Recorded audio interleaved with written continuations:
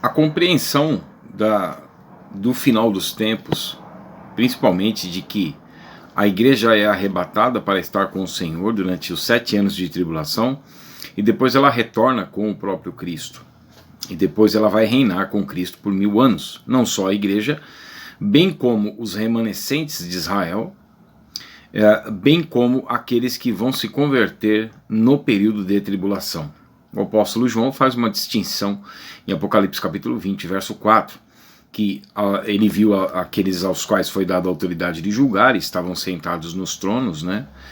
Ou seja, a igreja se assentando com Cristo no trono, ou seja, já casada, né, nas bodas do Cordeiro.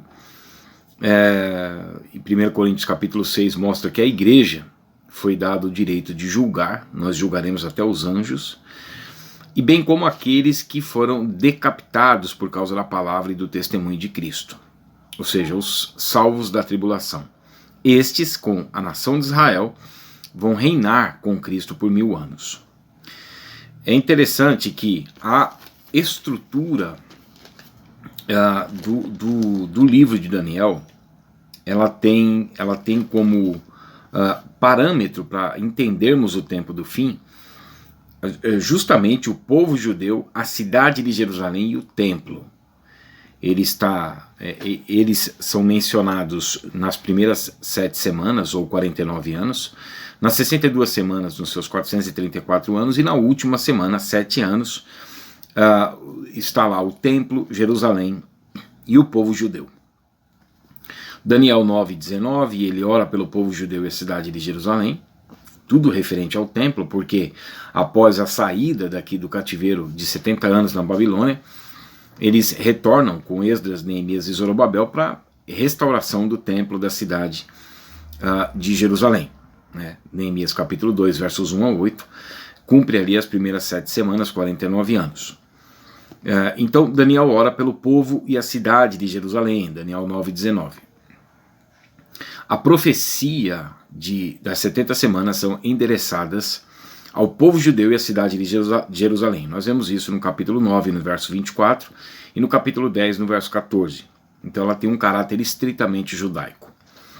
Nós vemos que os capítulos 6 a 18 do Apocalipse, em que ocorrem os 7 anos de tribulação, ou seja, a última semana, o complemento, né, das 70 semanas, sendo a 70ª, a igreja não é mencionada, e é um caráter estritamente judaico.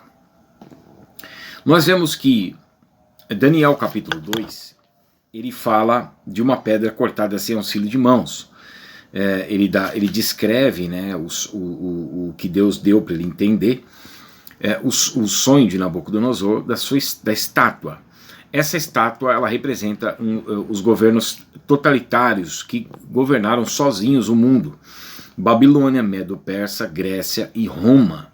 E no final dos tempos, um governo que surgiria das águas, dos povos, uma besta que sobe das águas, sendo essas águas povos, línguas e nações. Um governo totalitário que iria subir ao poder com mentira, com intrigas, falcatruas, né? É o que nós estamos caminhando já para esse governo, que ele não vai permitir que você compre ou negocie ou utilize, faça uso de hospitais, de serviço público, de supermercados, se você não tiver um passaporte, se você não tiver a marca da besta, se você não estiver inserido nesse sistema anti-Deus.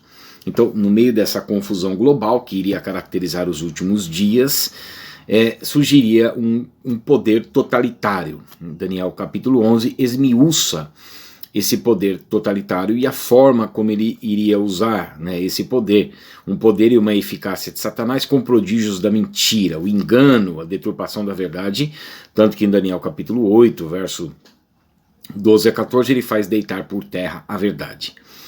Nós vemos que esses governos, né, no final desse tempo, uma pedra cortada sem auxílio de mãos, é o que ele diz aqui. Quando estava olhando, uma pedra foi cortada sem auxílio de mãos, feriu a estátua nos pés de ferro e de barro e os esmiuçou.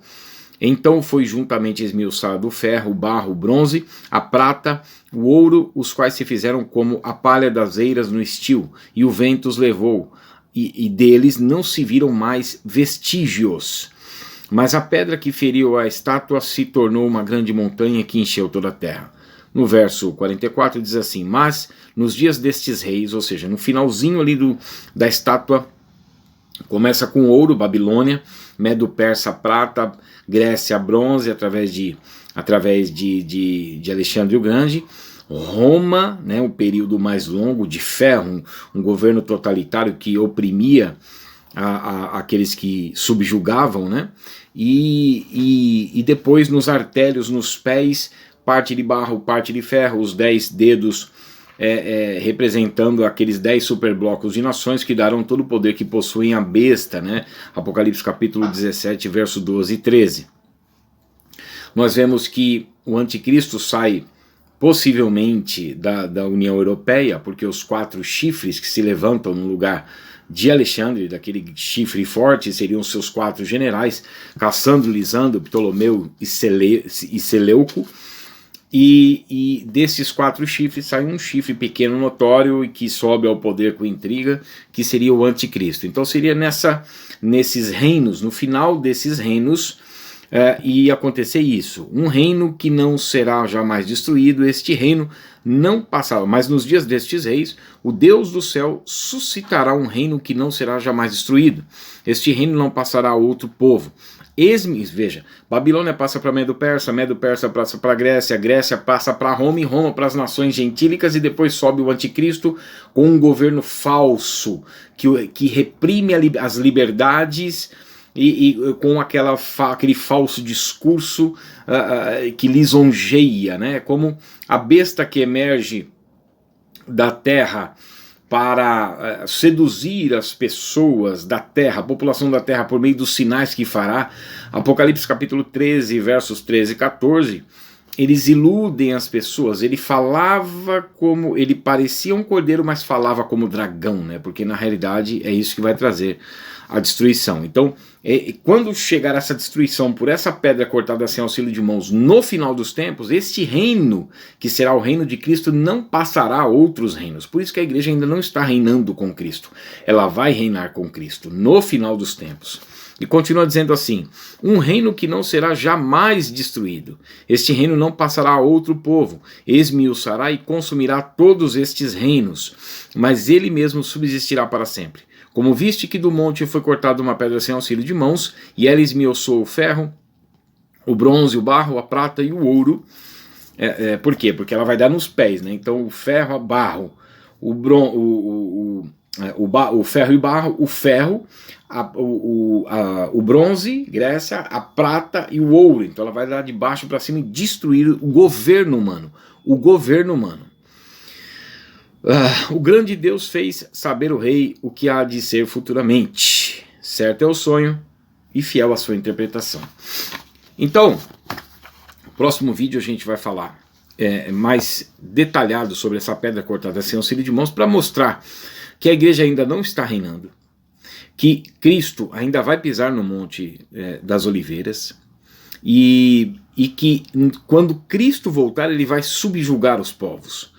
Então os governos do mundo cairão ante a manifestação da vinda de Cristo e do seu poder que ele desfará com o hálito, com o sopro da sua boca. Ali quando o apóstolo Paulo está detalhando o governo do anticristo, capítulo 2 de 2 Tessalonicenses 2, ele mostra que Cristo voltará essa pedra. Então nós vamos juntar os textos que falam desta pedra cortada sem auxílio de mãos, para mostrar que a igreja ainda não está reinando, e que Cristo, a tribulação ainda não ocorreu, até porque o desfecho da profecia de Daniel é com relação ao retorno de Cristo. E o retorno de Cristo ele se dará com essa pedra cortada sem auxílio de mãos. E essa pedra cortada sem auxílio de mãos, ela é o último momento, né? Isso virá no último momento da ira, ou seja, dos 7 anos de tribulação. Então a gente vai falar um pouco mais no próximo vídeo, detalhando essa pedra cortada sem auxílio de mãos.